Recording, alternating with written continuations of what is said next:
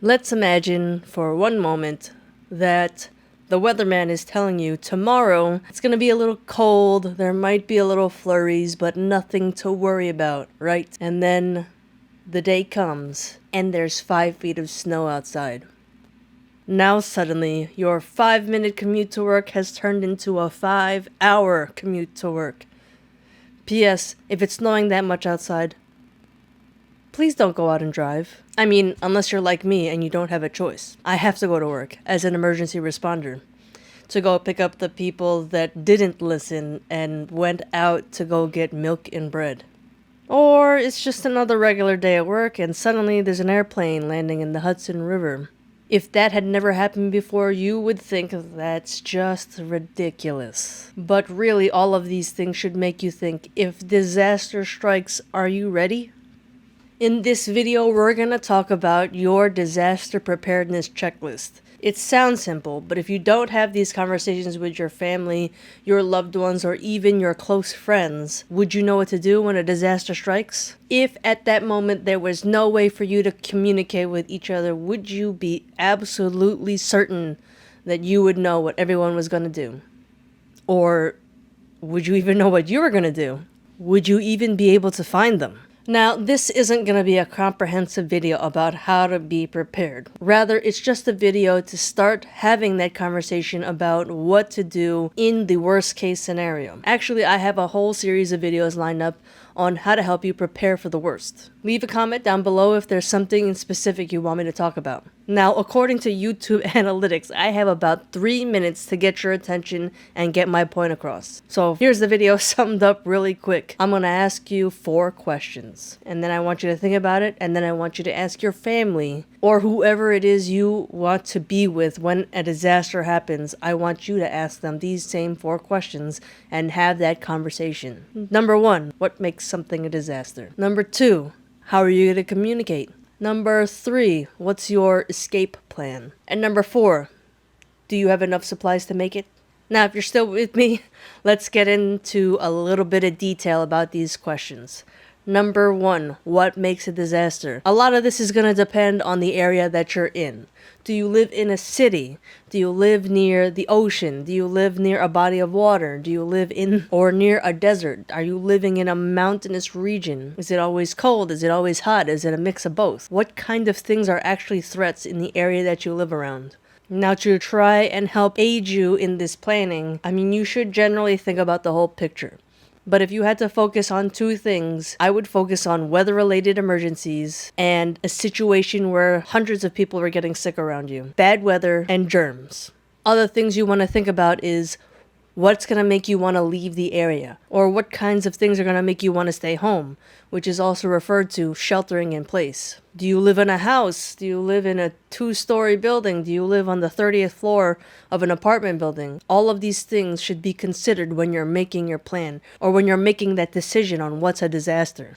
Number 2, communication. And this is really important because could you imagine not having cell service or a way to talk to somebody that wasn't immediately in front of you? Although it seems really hard to imagine a time when we didn't have cell phones and you had to plan what time you were going to meet somebody and actually show up. But in a day like today, if all the cell towers went down or there was some kind of power outage that affected cell service, would you be able to talk to the people you need to talk to? And if you couldn't get in touch with them, what's the fallback plan? Which leads to question number 3, what is your escape plan? Your escape plan or escape route should include a couple things. 2 or 3 locations where you and your loved ones can meet up if you can't talk on the phone or text. And just as a tip, when communications are scarce, calling somebody on the phone might not be the easiest way to get through. If you send somebody a text message, although you probably want to get through urgently, if you send a text message as soon as your cell phone gets that little bit of signal, and as soon as the person you're trying to get that message to gets a little bit of signal, they'll get that text message. If the bandwidth is limited, you may not be able to get through when you're calling on the cell phone. We saw this happen on 9/11. Also included in your escape plan, paper maps. Actual maps. But did you know that it is so hard to find maps of certain areas these days? I tried to find a map of the area that I live in right now, and it is next to impossible. So if you don't have access to this, pull up your phone right now and download the map of the area you live in and the area that is included in your escape plan, so that you can use it when your phone is offline. Now, if you do this on Google, you'll be able to select the area that you want to download to your phone. You want to make sure that you have the most up-to-date maps.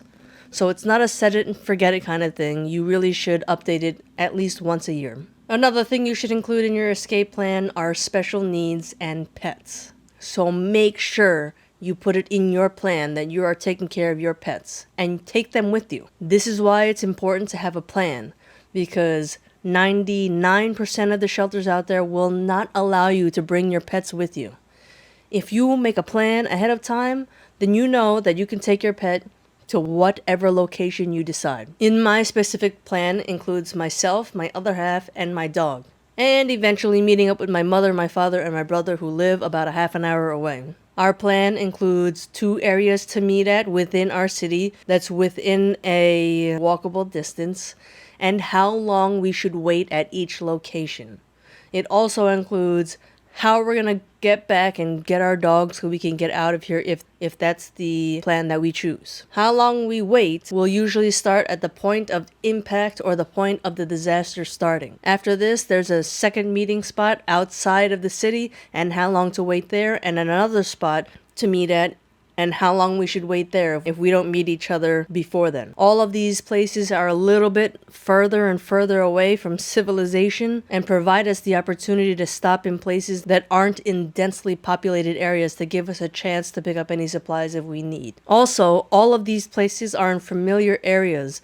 They're in areas that we know about and know how to drive through without the use of a map. So this way we know we can get around even if there was traffic or a road was blocked. We don't need to use our phone or a GPS to get to that location. So you should make it a point to know different ways to get to your certain escape locations without the use of a cell phone GPS. And I say cell phone GPS because they rely a lot on the use of your cell phone. Standalone GPSs might work in this case because they don't rely on cell service. They use actual satellites to track your position. And the last question, number 4, do you have enough supplies to survive?